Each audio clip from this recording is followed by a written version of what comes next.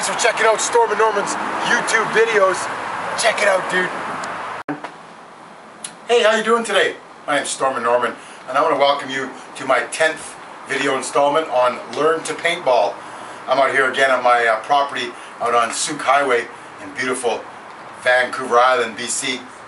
Today we're going to talk about something just because I finished a tournament last week, and a lot of Speedball players really emphasized to me that they want to start learning some of the Speedball stuff, that they want me to start talking about it right away. So I'm going to jump a little bit forward in my teachings, and today what I'm going to do is give you some basic Speedball stuff. So you can never have played Speedball before, and you're still going to learn something today.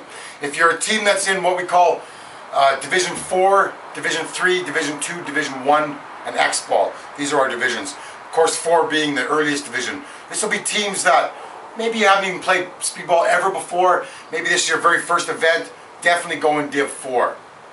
Div 3 is our rookies. These teams will come out better organized. You'll see them walk in the field a little bit more because they're knowing how to work a field better. You'll also see them communicating and moving better, gunfighting a little bit better. And then you'll see our Div 2 is our novice teams. And really, when you play Div 4, you'll play there for almost a full season, full year. In your second year of Speedball, you'll play Div 3. If maybe your team changes numbers up or you lose players, might take you 2 years in Div 3. Sandbaggers. Then you're going to go to Div 2, that's novice. By the time a player hits Div 2, you should have been playing paintball at least sort of 2 to 3 years. Player might stay a sort of another year or so in Div 3 or Div 2, and then advance up to Div number 1. Div number 1 is our amateur. These are our best. In Div 4 and Div 3, you'll play 5-man. Little different game. You'll play with a center flag. Teams will come in from each end. In 7-man, you'll play classic capture the flag. This is where teams will cross the field, capture the enemy's flag, bring it all the way back again. So really, today we're going to be teaching you about Speedball, some of the basic stuff of Speedball. I'm going to talk a little bit about the evolution of the game. Everybody knows that Speedball came from, of course, bush paintball. What we did was we were having a hard time allowing spectators to watch, and of course as we look to the future trying to do videos and audio, it was going to be a problem with bush paintball. It didn't make a lot of sense. So that's where we started to develop Speedball. The very first Speedball I ever played in was 1991 at Northwest Flag with Rob and Todd Farian. Of course, my Untouchable team won the very first Speedball tournament in Canada, and that was again in 1991. When I started playing with Personal Vendetta in 1996, at World Cup, we started to see some of the very first Speedball fields coming out. Of course, the very first ones, all the tubes for your bunkers were all connected by airline hoses. So you could simply step on an airline hose, buddy's bunker would deflate. As we evolved in Speedball more, the bunkers became more simpler, more self-contained. Now when you go to play a Speedball field, they're pretty basic. When we talk about a Speedball field, we'll always talk about it as the back 3 bunkers, the enemy back 3 bunkers, looking down a field. We're going to call them the 10, the 20, and the 30.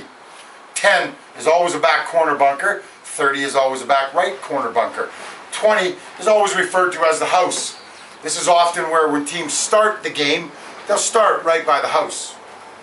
In a Speedball match, there's 3 parts to a Speedball game. And really, we call it the beginning, the middle, the end. The beginning is the breakout. We always put plans together in our breakout. Teams will go, well, where's our front players going to go? Where's our mid players going to go? Where's our back players going to go? This brings me to the next step of Speedball. We will often play, and when you play in Div 4, only worry about having 2 players on your team, a front player and a back player. Always a front player and a back player. Need to have an intimate relationship. I ain't talking about that quirky stuff. I'm talking about paintball, Speedball. Being able to talk to one another, communicate, and play well off of one another, so that they've really got gel. They've got some harmony, some karma working together. Okay, so really, in Speedball, you only have 2 players, a front player and a back player. That's in Div 4. As you move up to Div 3, Div 2, Div 1, and X-Ball, you're going to have 3 players in the game. And this is Stormin Norman's strategy. If you watch pro teams that play with this strategy, you'll find it to be extremely effective. But here's how it works. I call it a front player, a mid player, and a back player. My back player and the untouchables, we call him a quarterback. Like an orchestrator or a quarterback in a football game. He needs to have the ability to change the game up, change the field up, change up who's going where on a heartbeat, based upon what he sees in the game. So we play with a front player and a mid player, we're going to call him. Front player plays up front, mid player plays in behind him. Basically keeps that front player alive. Okay? Front player, first of all, needs to stay alive in the game. And he'll sit and listen while the back player calls out the big picture. Listen up, front guy. 3 targets, 1 over there on the left, 1 in the center over there, 1 over there on the right. Now this front player knows what we call the big picture. He knows all 3 targets.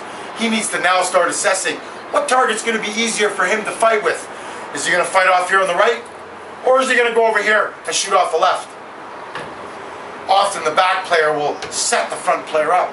He'll draw the team to shoot at him so the front player can come out and get an easy shot. This is all stuff done in practice, and this is all stuff that a team needs to do to build team unity. But play with a front player and a back player, and this doesn't matter, bush ball or speedball, you play with this formula, your players will be extremely effective being able to play off of one another. So front player, short, small, quick, stay alive. He's going to get deep up into the field and then stay alive. His mid player or back player will stand behind him, always keeping him alive. Always, when a front player moves forward, the back player doesn't stay too far back. He slingshots, he moves up forward with his front player. Not ever getting so close together that they're side by side, but always staying far enough back so the back player keeps his front guy alive. This creates a couple things for a front player. A front player will either draw all the fight on him. This means he needs to be patient, sit in his bunker quietly, stay alive. And while all the energy is focused on him, his back guy will come out and shoot some of those players. So really critical is for front players, stay alive, play their bunkers tight, listen to the back player, and slowly eliminate players from the game. Very often front guys don't shoot very much paint, especially in speedball. Because the truth is if they're either not being shot at, then they're going to eliminate players, shoot players, kill them, splash them, get them out of the game. Or they're being heavily shot at, therefore they can't do too much. No problem. They sit there, they stay alive, they allow themselves to draw the fire while their back guy eliminate players. So really, front, middle, and back. Back guy's a quarterback. The front and the middle guy, they're a 2-man team. They play tight. When you play Div 4, don't worry about a quarterback. Just play front and back guy. That's good enough. You'll learn it as your career moves along. In speedball, we often will name our bunkers. I've already shown you the 10, 20, 30 be in the back row. 20 being what we call the house and always the starting spot. We want to communicate how many players go to the 10, how many go to the 20, how many go to the house. We often refer to what we call the snake, the Doritos, and still referred to as the ladder, is parts of the field. These are areas of the field that are up in the center. Whenever we see a speedball fields are mirrored from the center. So whatever we have on our side, they have exactly the same thing on their side. That way it really doesn't make much difference what end you play. Some teams will have a preference, really doesn't make much difference. So, there's 3 parts in a paintball game: the beginning, the middle, and the end. The beginning is the breakout. We put our plans together.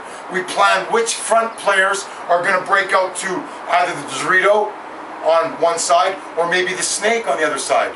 Or maybe we're going to send them out far enough that they don't quite go to that bunker, but they stop one prior. This is still a very smart, calculative move. Front players will go out, back players will shoot. In a 5-man team, you'll have 3 back players stay back and shoot. 1, of course, being a quarterback, 2 of them being mid players. Both your mid players will do what we call delay shooting. That is with the quarterback, at least 2 of those guns, because you're going to have 3 back guns, 2 are going to shoot one side, one will shoot the other side. Well, what are they shooting? They're shooting what we call control lanes. And if you know anything about Speedball, control lanes is everything in the game. A player can sit there and control a lane and not even have to gunfight. He sits on the lane, forces you to come into the lane, then he shoots you. I'm going to spend a whole section on this, and I think it's going to be my next section on Speedball. The next time you see me and I'm talking Speedball, of course I'm Stormin Norman, I'm going to be on a Speedball field doing it from there so I can able to show my examples better. Today, I just wanted to get some Speedball information out so that those guys out in the Speedball world know that I know exactly what I'm talking about in Speedball.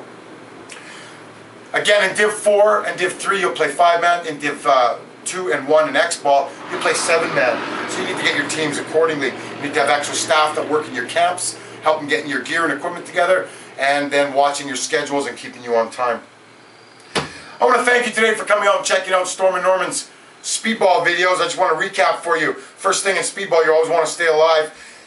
I want to remind you that there's 3 players in the game: the front player, the middle player, the back player. And I want to remind you that there's 3 parts to a Speedball game: the beginning, the middle, and the end. The beginning is our breakout. The middle is where are they? And how are we going to go down and get them? And of course the end is what we call cleanup. We're going to focus a little more on those lessons further along in our Speedball. Okay, I also want to remind you that we name bunkers, so it helps us with communication. And again, my name is Stormin Norman, and I want to thank my buddy Troy Eklund and his family. 2 weekends ago we were up at the Salmon Arm tournament, and then he's just an unbelievable host. His beautiful wife Julia, they take such good care. I was able to stay at their home with them, and Victoria stayed with us as well. So there was like about 10 or 12 people there. They didn't sweat us at all. They fed us every day. So again, I want to thank Troy Eklund and his beautiful wife and family for taking care of us. My name is Stormin Norman, and you're watching Stormin Norman's Learn to Paintball. And this is my first Speedball video, though it is tape number 10. I want to thank you again.